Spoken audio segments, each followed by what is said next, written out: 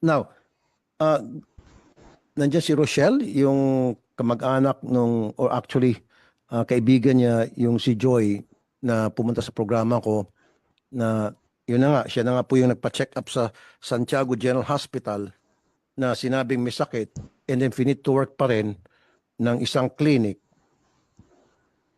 and then after na ma-fit to work, pumunta ng abroad, ng Saudi, and then doon lumala yung sakit. Ma'am Rochelle, Good afternoon, sir. sorry po at Yes, sir. Good afternoon sorry po. for waiting.